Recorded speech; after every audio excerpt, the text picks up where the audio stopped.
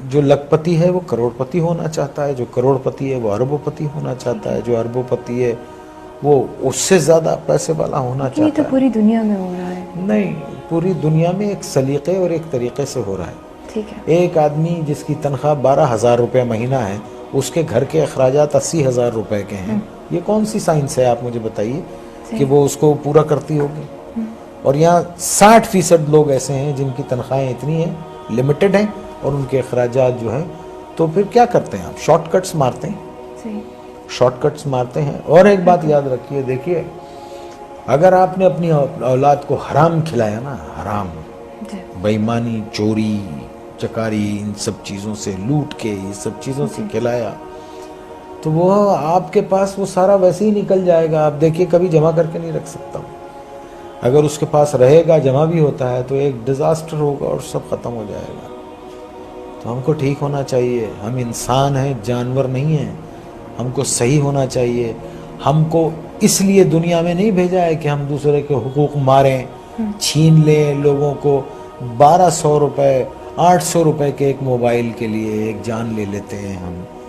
کبھی وہ تنہائی میں بیٹھ کے وہ سوچتے نہیں ہوں گے کہ ایک انسان کی زندگی جب وہ پیدا ہوتا ہے تو وہ گوشت کا لوتھڑا ہوتا ہے، پھر وہ انسانی فارم میں آتا ہے، پھر وہ دنیا میں آتا ہے بے سہارا، بے بس، ماں اس کو 9 مہینے پیٹ میں رکھتی ہے، پالتی ہے، پھر وہ گرم سرد کا مقابلہ کرتا ہے اور بڑا ہوتا ہے، چوٹیں لگتی ہیں، دھوپ ہے، بارش ہے، اور پھر ایک آدمی اس کو ایک 500 روپے کے موبائل کے لیے اتنی تک و دو سے پلنے والے بچے کو گولی مار کے چلا جاتا ہے۔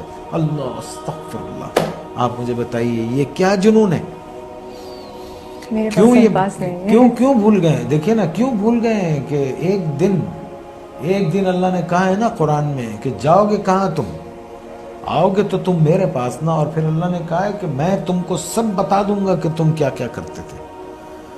اور قرآن میں ہے کسی ایک بے گناہ انسان کا قتل، آئی کوٹ قرآن، کسی ایک بے گناہ انسان کا قتل ایسے ہے جیسے تم نے پوری انسانیت کو قتل کر دیا۔ اور ایک جگہ اللہ نے فرمایا اور اگر کسی ایک بے گناہ کی زندگی بچائی گویا تم نے پوری انسانیت کو بچا لیا۔ Are we true Muslims? ہم کیا ہیں؟ ہم ہیں کیا؟ پہلے تو یہ بتا، ہمیں تو نہیں، مجھے تو نہیں سمجھا۔ آنے والی سڑک سے جا رہے ہوتے ہیں، جانے والی سڑک سے آ رہے ہوتے ہیں، پان کھائیں گے، باہر منہ نکالیں گے، پچ کر کے تھوک دیں گے، کچھ بولو تو کہتے ہیں کون سا تم کا تھوک دیا۔ یہ کیا قوم ہے یہ؟ اللہ معاف کرے، اللہ رحم کرے۔ بس 11 فٹ سطح سمندر سے نیچے ہے کراچی، ایک باڑھ آ گئی نا تو پتہ بھی نہیں چلے گا کہ کبھی یہاں کوئی رہتا تھا۔ اور پڑھیں قرآن، ایسی بستیاں اللہ نے تباہ کر دی۔ آسمان سے عذاب بھیجتا ہے یا زمین سے عذاب بھیجتا ہے؟